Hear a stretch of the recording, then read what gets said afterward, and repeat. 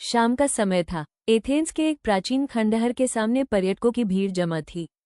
Guide ने हाथ ऊपर उठाकर कहा, दोस्तों, यही वो स्थान है जहां से ओलंपिक खेलों की प्रेरणा पूरे विश्व को मिली। कभी यहाँ यूनानी योद्धा, किसान और राजा सब देवता ज्यूस के सम्मान में खेल खेलते थे। भीड़ में से एक बच्चा पूछ बैठा, क्या ये खेल सिर्फ मजे के लिए होते थे? गाइड मुस्कुराया और बोला, नहीं बेटा, ये सिर्फ खेल नहीं थे। ये आस्था थी, एकता का प्रतीक थे। जैसे हम त्योहार मनाते हैं, वैसे ही यूनानी लोग खेलों के माध्यम से अपनी संस्कृति को जीवित रखते थे। उस समय ईसा पूर्व 776 में पहला ओलंपिक हुआ। शुरुआत में केवल दौड़ की प्रतियोगिता होती थी। बाद में कुश्ती, भाला फेंक, रथ दौड़ जैसे खेल जुड़े। विजेता को सोना चांदी नहीं, बल्कि जैतून की शाख का मुकुट दिया जाता था। पर उस मुकुट की कीमत इतनी थी कि पूरा गांव विजेता का उत्सव मनाता था। समय बीतता गया, रोमन साम्राज्य आया, युद्ध हुए और ये खेल बंद हो गए। लेकिन खेल की ज्वाला कभी बुझी नहीं। सदियों बाद फ्रांस का एक शिक्षक, बैरन पियरे द कुबर्तिन, बोला, युद्ध ने दुनिया को खून दिया है, लेकिन खेल दुनिया को दोस्ती दे। हमें ओलंपिक फिर से शुरू करना चाहिए। और फिर 1896 में एथेंस में पहला आधुनिक ओलंपिक हुआ। उस दिन पूरी दुनिया ने एक नए युग की शुरुआत देखी। आज जब कोई खिलाड़ी मशाल लेकर स्टेडियम में दौड़ता है, तो लाखों दर्शकों की आंखों में एक साथ चमक दिखती है। वो क्षण सिर्फ खेल का नहीं होता, वो पूरी दुनिया की एकता का उत्सव होता है। ओलंपिक का आदर्श वाक्य है, सिटियस, एल्शस, फोर्टियस कम्युनाइटर, तेज, ऊंचा, मजबूत, साथ मिलकर। इसका मतलब सिर्फ दौड़ जीतना नहीं, बल्कि एक दूसरे का साथ देकर ऊंचाइयों को छूना है।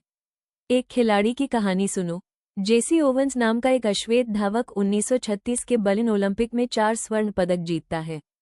उस समय जर्मनी में नस्लभेद बहुत गहरा था, लेकिन उसकी जीत ने दिखा दिया कि प्रतिभा का कोई रंग नहीं होता। वो पल ही असली ओलंपिक का दर्शन था। हम अलग हो सकते हैं, लेकिन खेल के मैदान पर हम सब समान हैं। ग्रीस से शुरू हुए ये खेल धीरे धीरे पूरे भूमध्य सागर के इलाकों में फैल गए। एथलीट्स को सिर्फ ताकतवर शरीर ही नहीं, बल्कि अनुशासन और आत्मसंयम भी जरूरी था। कहा जाता है, ओलंपिक में भाग लेने वाला खिलाड़ी मंदिरों में शपथ लेता था, मैं छल नहीं करूंगा, पूरी ईमानदारी से खेलूंगा। उस दौड़ में विजेता को सम्मान इतना मिलता कि उसे जीवन भर कर नहीं देना पड़ता। लोग उसके घर तक फूल बिछाकर उसका स्वागत करते। लेकिन जैसे जैसे समय बदला, खेलों पर राजनीति और युद्ध का असर पड़ा।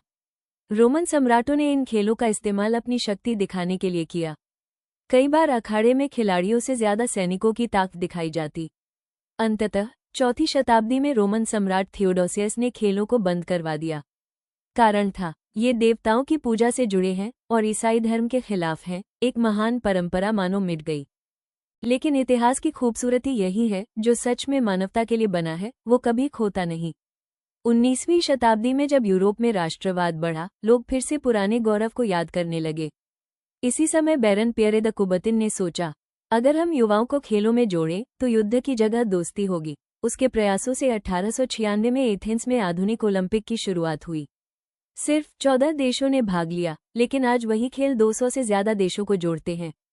पहली बार महिलाओं को 1900 में हिस्सा लेने का मौका मिला। धीरे धीरे नए खेल जुड़ते गए, फुटबॉल, हॉकी, बॉक्सिंग, तैराकी, जिम्नास्टिक, और हर खेल ने लाखों दिलों में प्रेरणा जगाई। ओलंपिक मशाल भी एक खास परंपरा है। ग्रीस के ओलंपिया में सूरज की किरणों से मशाल जलती है और फिर रिले के रूप में मेजबान देश तक पहुंचती है। जब यह मशाल जलती है, तो संदेश जाता है, ये सिर्फ आग नहीं, यह मानवता की ज्वाला है। इस तरह ओलंपिक का इतिहास हमें बताता है, खेल केवल शरीर की ताकत का प्रदर्शन नहीं, बल्कि आत्मा की शक्ति का उत्सव है।